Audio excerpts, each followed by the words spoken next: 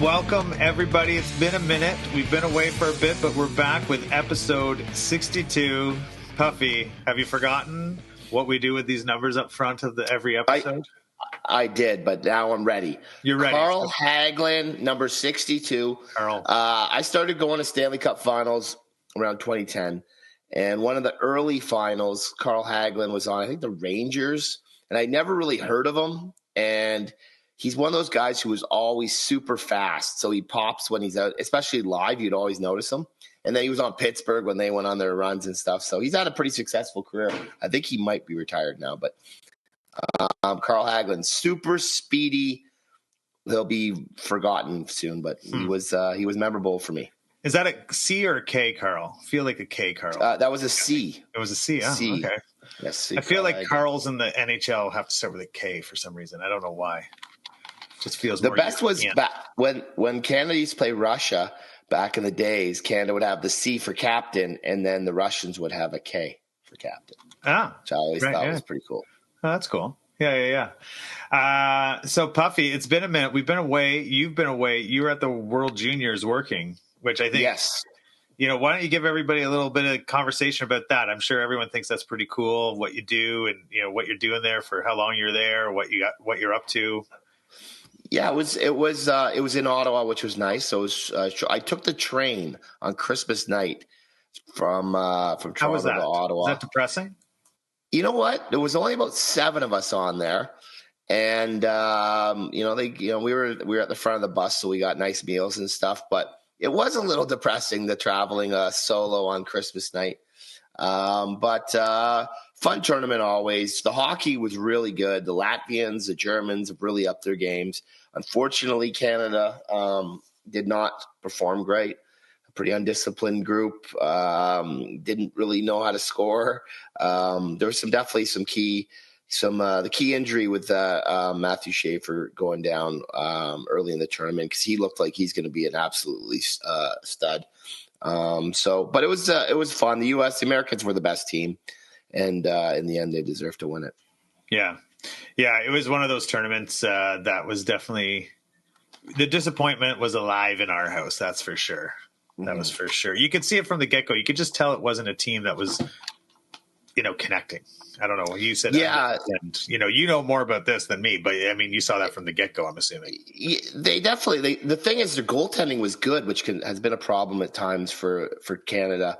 So they had a puncher's chance if they just could have figured it out. And it almost seemed like they did figure it out a little bit in that last game, in the last period against the Czechs, but they had sort of dug themselves a hole, and then you get to those spots where anything could kind of happen near, late in the game or in overtime, and unfortunately they came out on the wrong side of it. Yeah. If they could have got through that game, they easily could have won it. Right. But they didn't. But it was cool. Barrett's team was played in Ottawa, and Capital Classic there, so a bunch of his teammates were at the game for the quarterfinals, so they got to see Canada. And it was pretty when they tied it at 3, and each team has their own goal song, and Canada went with "Live Is Life" by Opus. Yeah, okay. And it didn't catch on because they just didn't score enough in the tournament.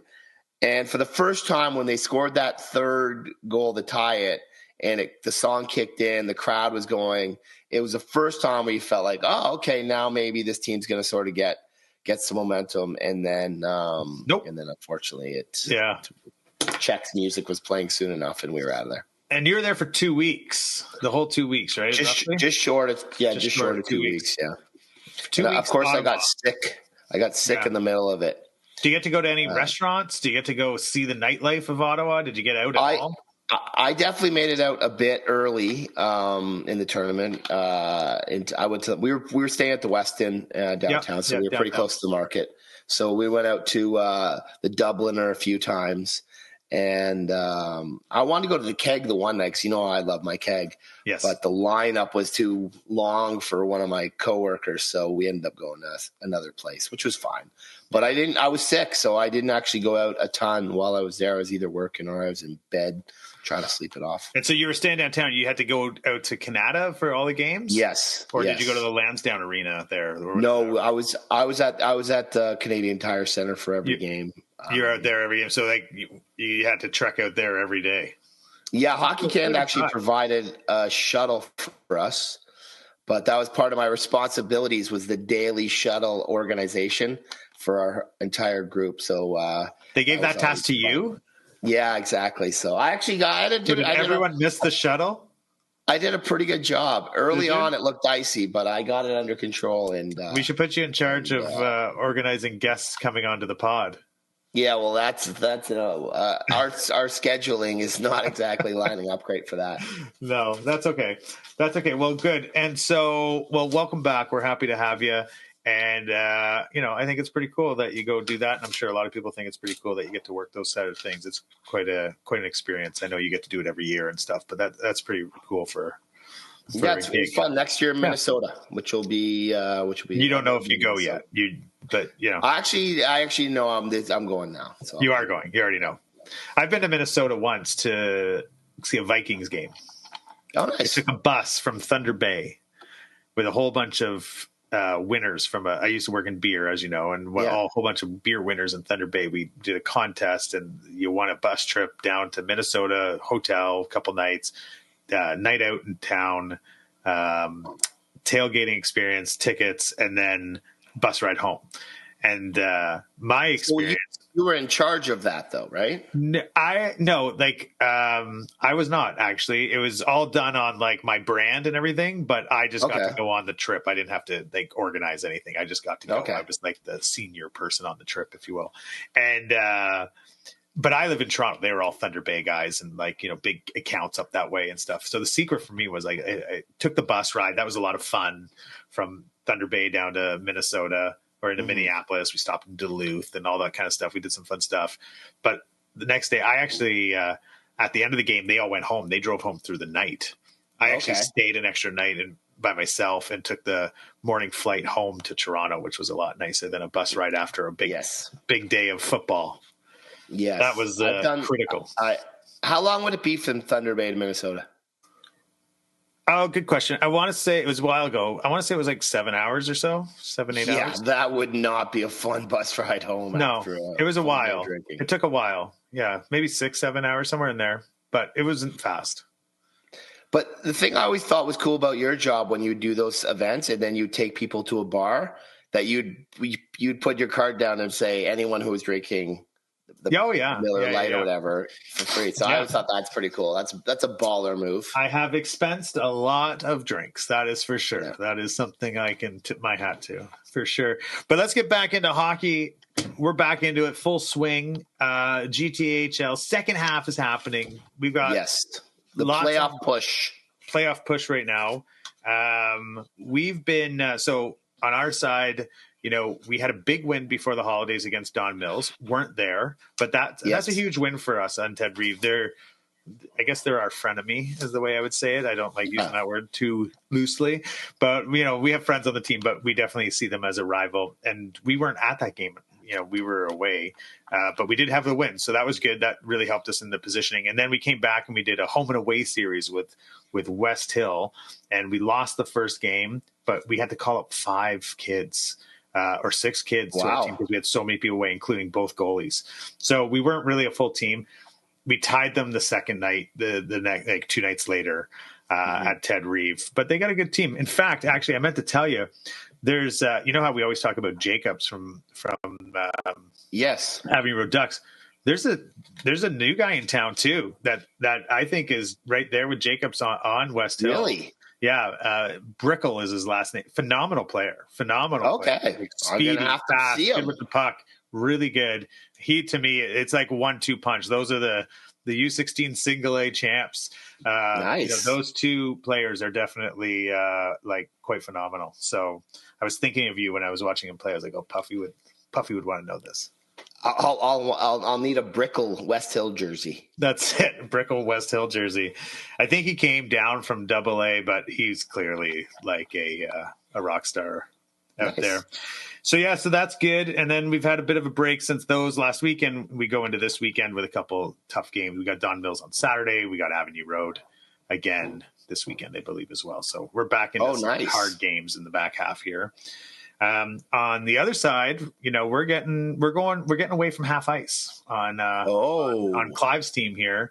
The U9s are going to full ice as of the 9th, which is tomorrow. When this drops, I think after the 9th, we can go to full ice, which is also silly. Just I'm going to call it out because we go half ice at the halfway mark of the year. And everyone's like, oh, it's halfway at Christmas. No, it wasn't a generic Christmas. It's like January 9th is the only, I think the next day we can go full ice. So we couldn't do it up until tomorrow.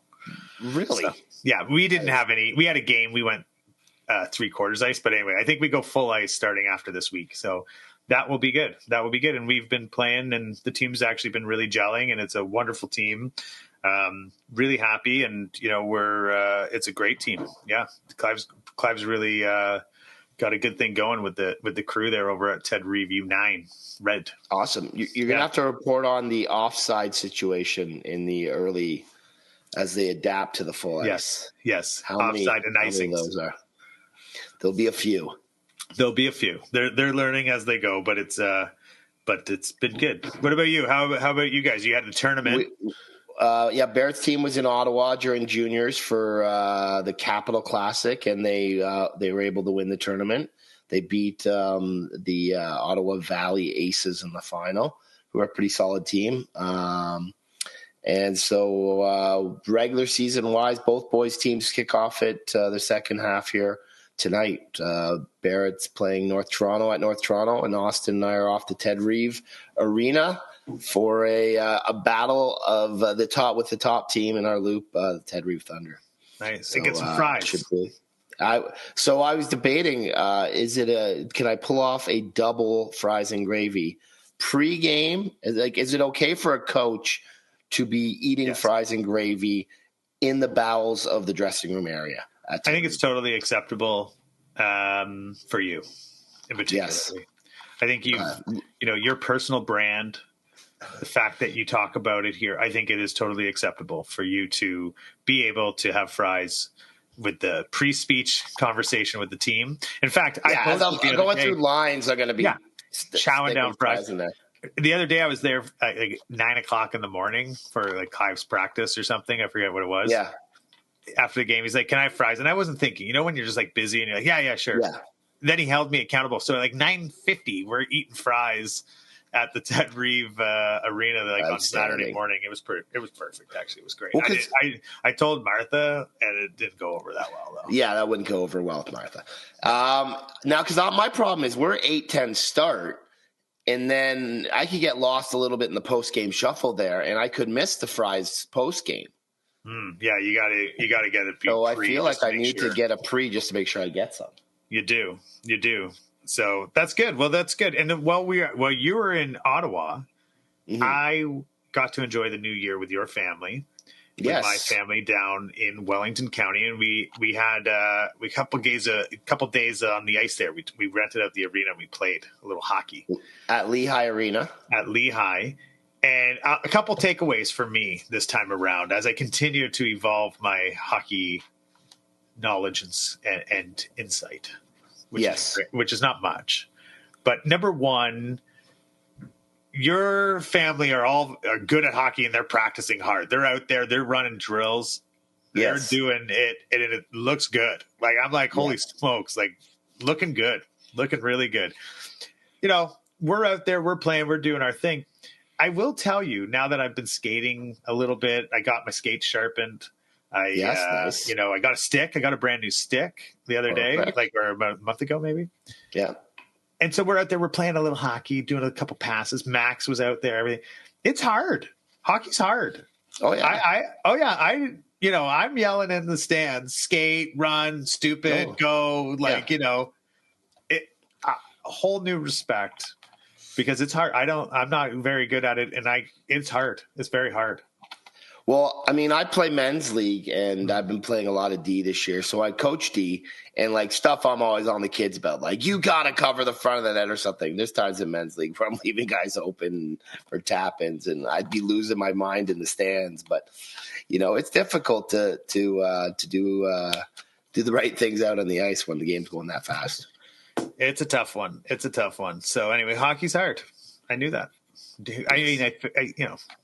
I knew that, but I didn't know that until I actually, after like 40 years of not putting on skates and a stick, getting out there. It's been. But you're back in now. I'm back in.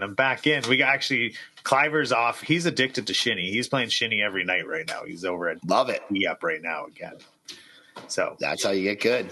That's how it works. Yeah. So with that, we did, as I mentioned, we did the home and away with West Hill.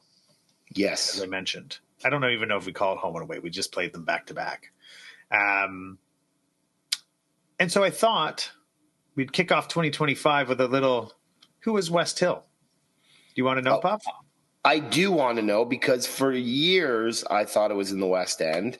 And then I realized once the kids got to be about 8 or 9 and it was in the East End that, I'm like, where the hell is West Hill? And I only recently found out where it is.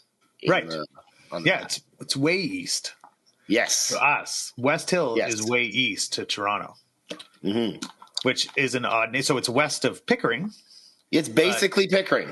It's basically Pickering. So let me tell you, the West Hill Minor Hockey Association, also known as the WHMHA, nice. Known as, they have a team, the West Hill Golden Hawks. They're Golden Hawks. Yep. Isn't Laurier a Golden Hawk too? They are Golden Hawks. Golden Hawk, Laurier. Yeah. Has a rich history with the GTHL and the Scarborough hockey community. Here are some interesting points. You love your olden days. 1953, established as the West Hill Highland Creek Lions. The organization begins its operation with outdoor rinks at Huron Park, which I'm assuming is out in Scarborough. Joined the Scarborough.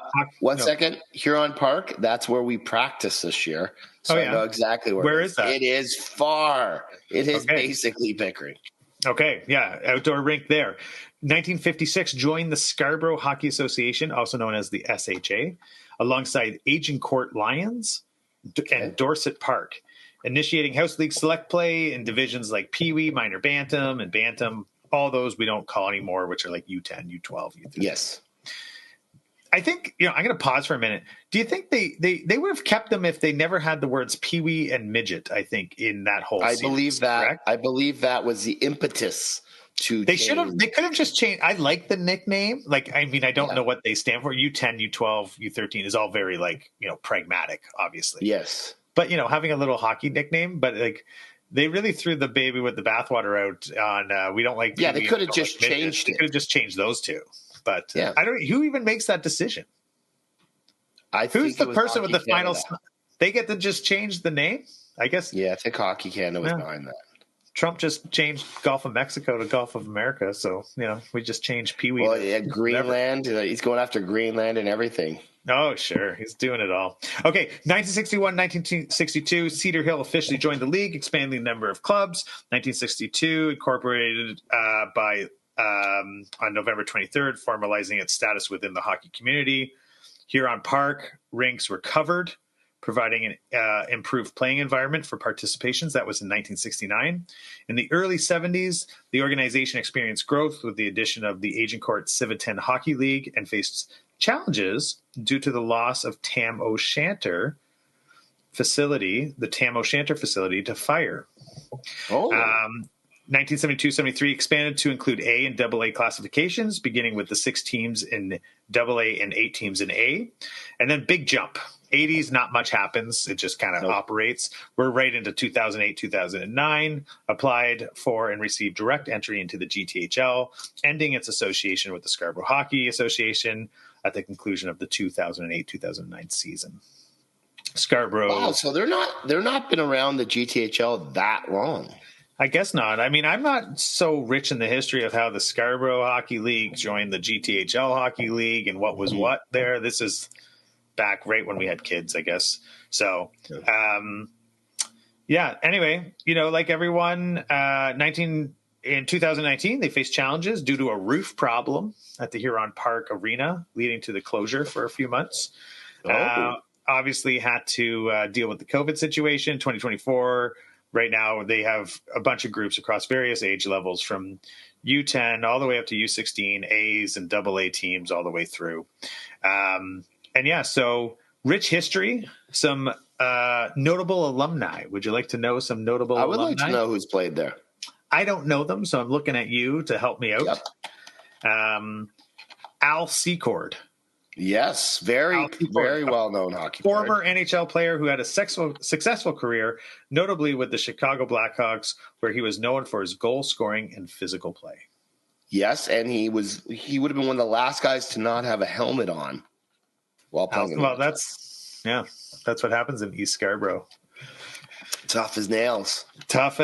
Second alumni notable, Chris Stewart. Okay. An NHL forward who played for several teams, including the Colorado Avalanche, the St. Louis Blues. Also recognized for his scoring ability, and no surprise coming from Scarborough, his toughness. Yeah, I'm pretty sure he was on the World Junior team.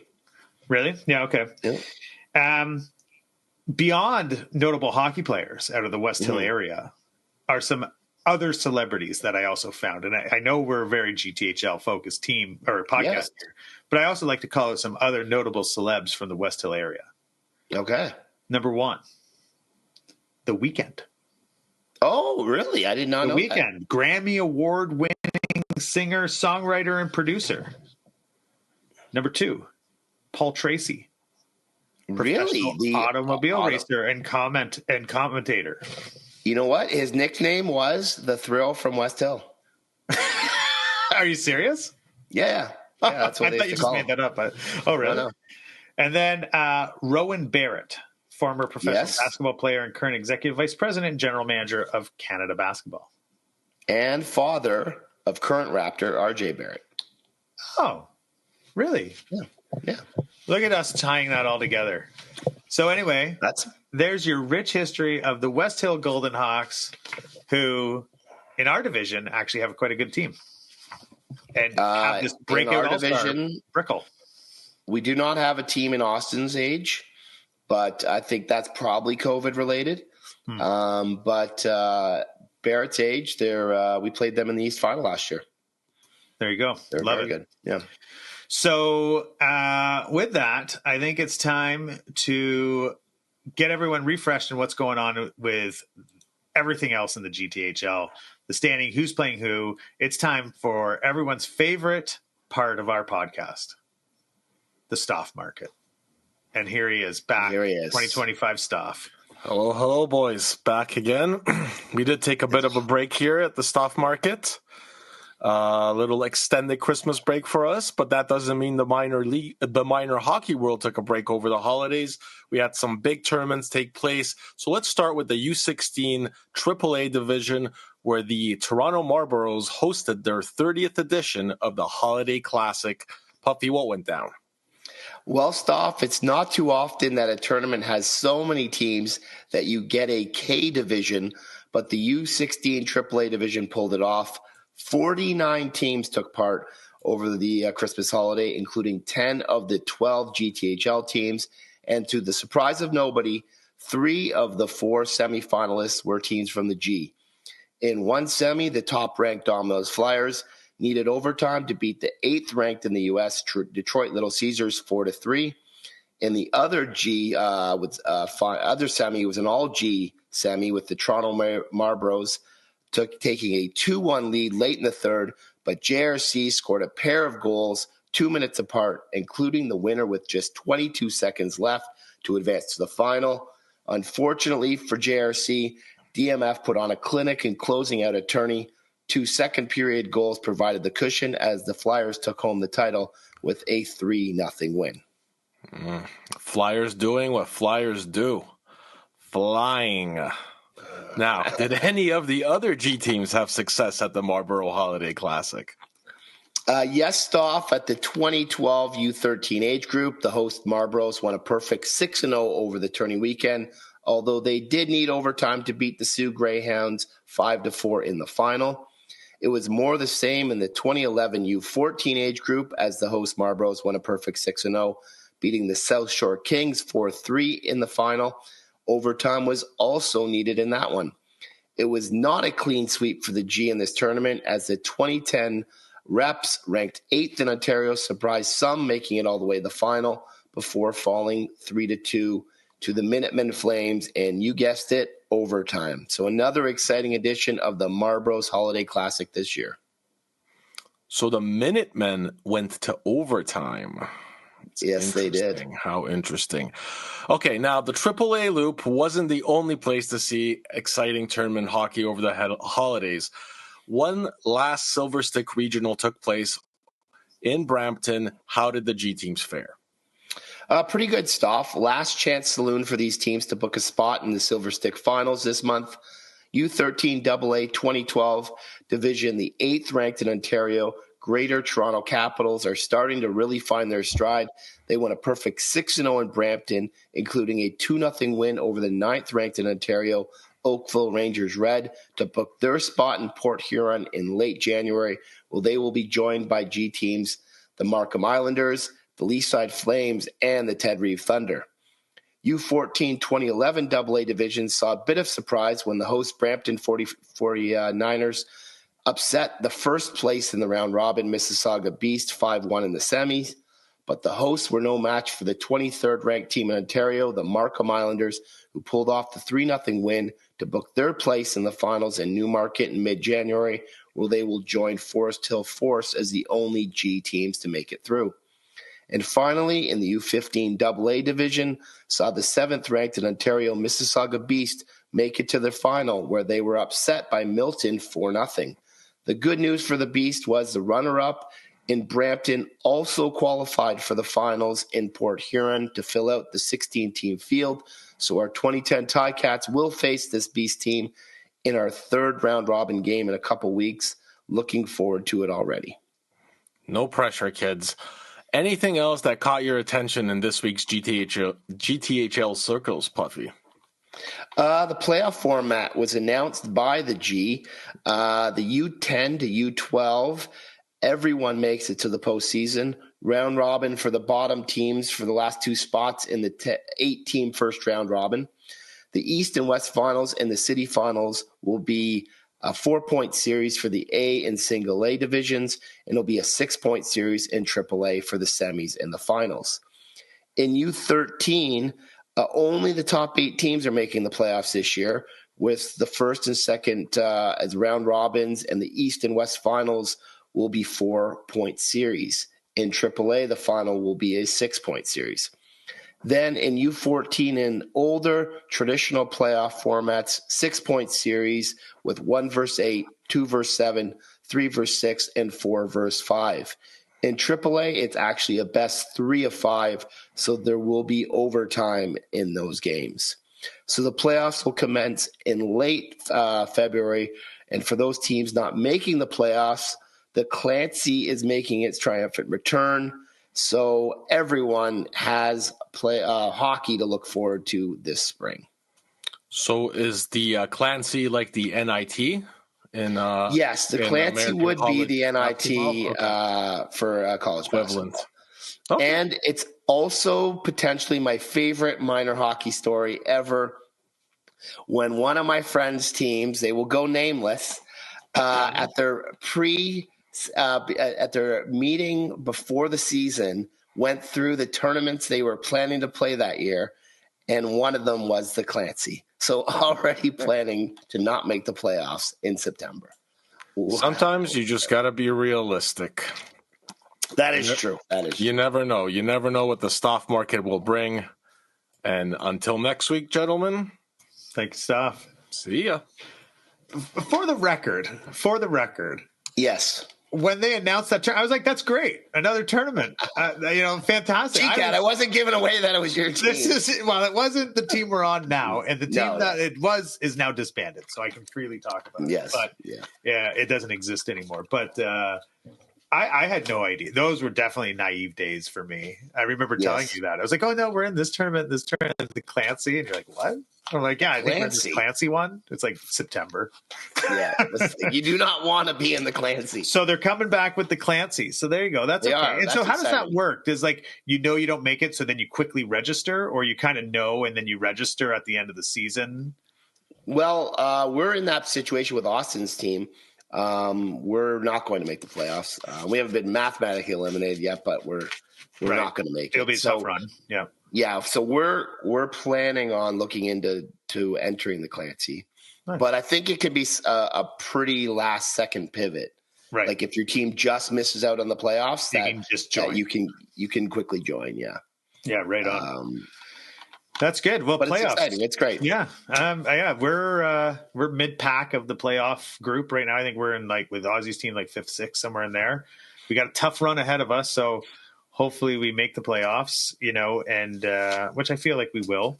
But yeah, it's interesting to know that the playoffs they come fast. They come so fast. They do. And I do like the fact it makes some big games in the regular season when you're playing to make the playoffs, or you're playing to get a higher seed, or you're playing to win the whole thing. It's better than just when it's just everyone makes it.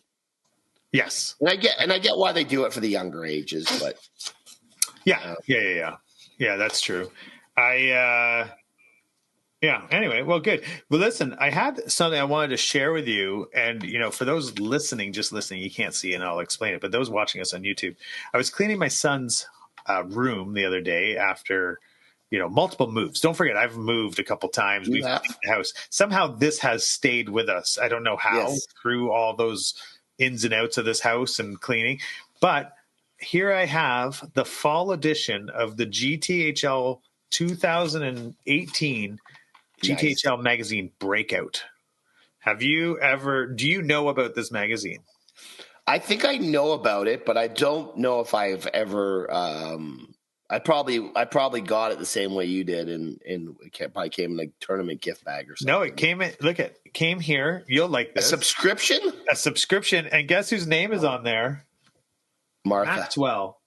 Oh, that's my son who doesn't play hockey. But, that's okay. But yeah, it's a real glossy magazine with articles and pictures and talking about, their hockey tournaments and their golf tournaments. Here's a picture. Do you recognize anyone in that picture? Oh, look at that. That's 2018. I'm sure we would. Yeah. Yeah. Ray, hold on. Let me there. Camera. Oh, there's Jamie Edwards. Yeah, there he is. Yep, he made the addition. Yeah. So anyway, that must be the 03 team then. It must be. I don't know. Yeah.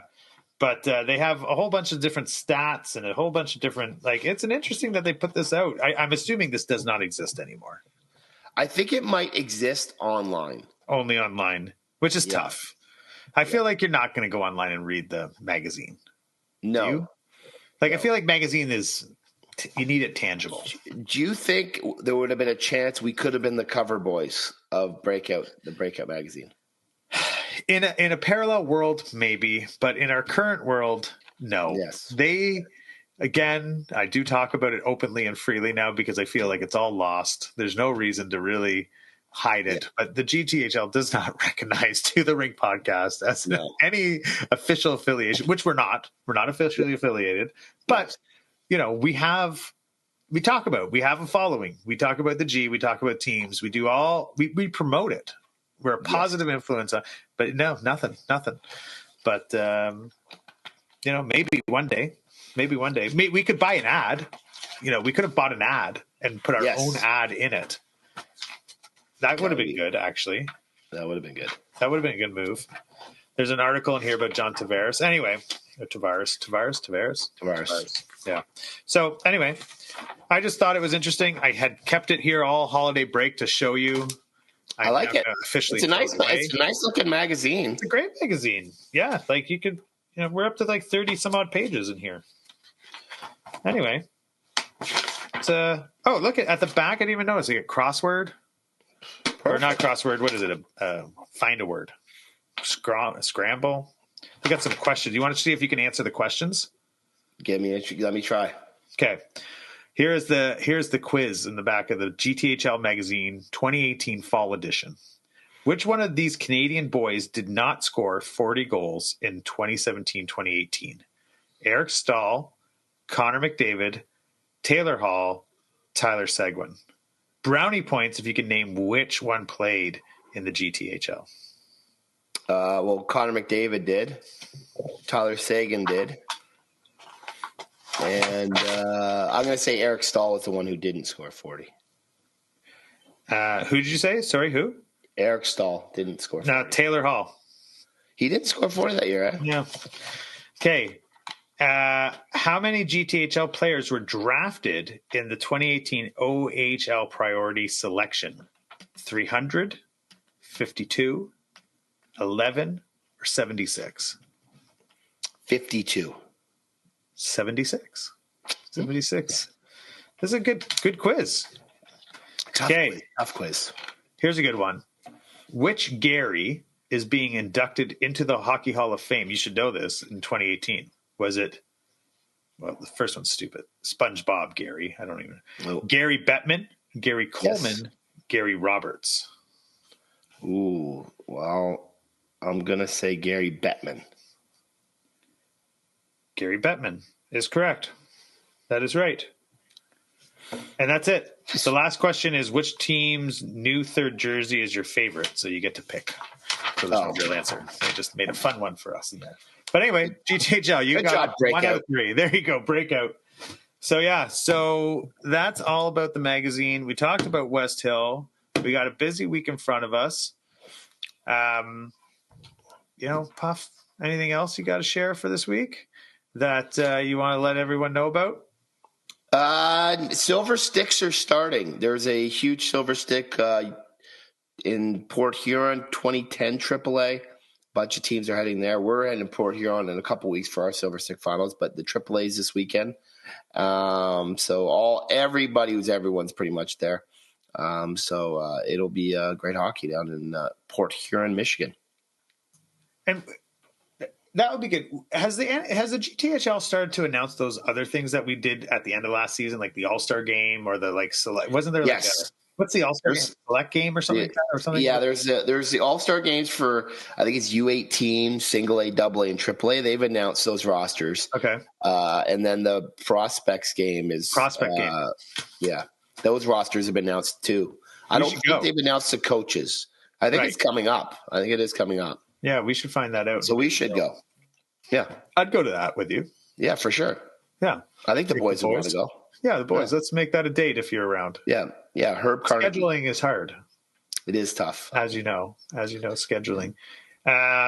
So anyway, well, Puff, I guess that's the end of our Welcome Back 2025 episode 62. Yes. We're gonna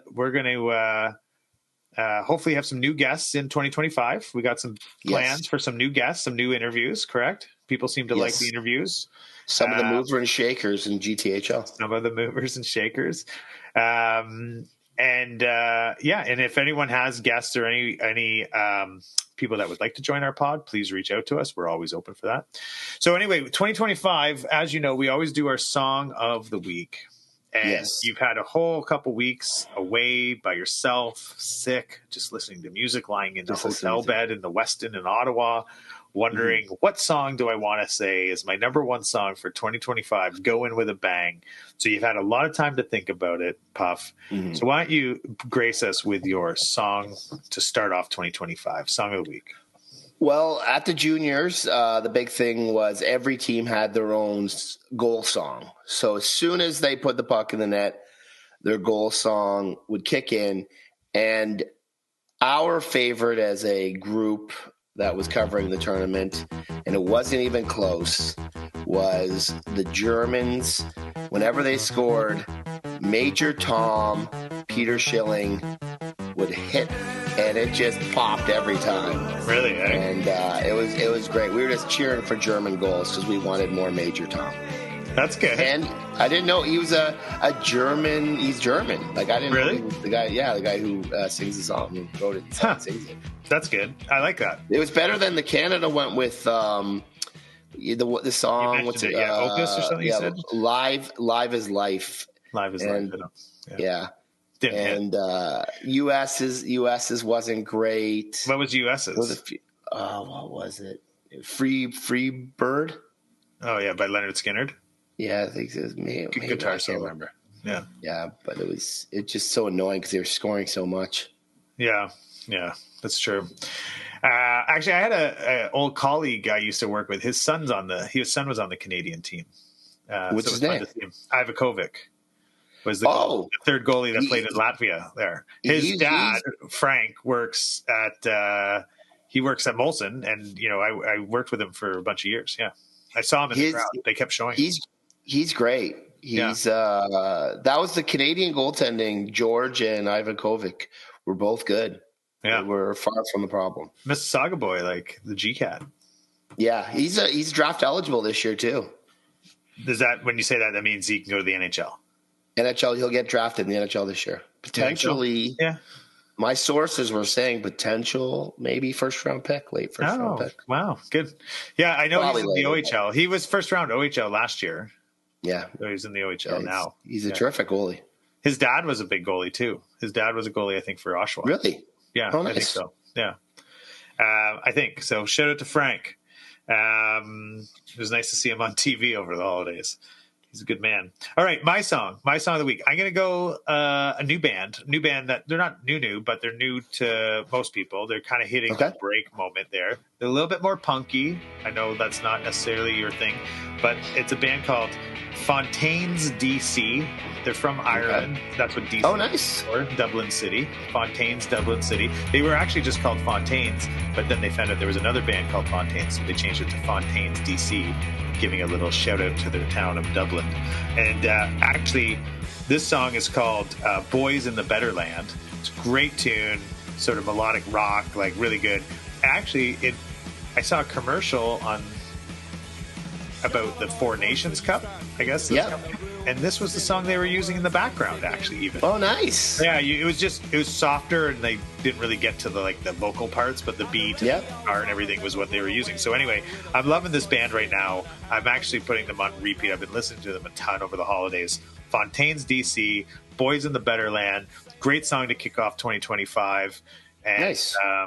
Really, really, really enjoy what they're doing. So there you go. I'm going to have to check it out. I love the Irish. You do? Yeah, I know you do. Yeah, your favorite Christmas song is? Yeah, Fairy Tale in New York. Is that an Irish group? No, they're English. The Pogues? Yeah, it's the Pogues. Are they Irish? I'm pretty sure they're Irish. Yeah, they're Irish. Yeah, they're Irish. Yeah. All right, good. All right. Well, with that, I think our time has come for episode 62. Thanks, everyone, for listening. We appreciate it. By all means, please reach out, call us. Well, don't call. I don't know who you, but email us, DM us, anything, social media. And let us know what you think. Let us know if you have any guest ideas or topic ideas. Other than that, thanks for listening. Good luck in the G, everybody, this week, getting back into the playoff run, as Puffy said. Thanks so much for putting this on. Puff, any last words? No, just good luck to those teams going to the Silver Stick Finals in Port Huron. Nice. All right, everyone, have a great week. Thanks for listening. We'll talk to you soon.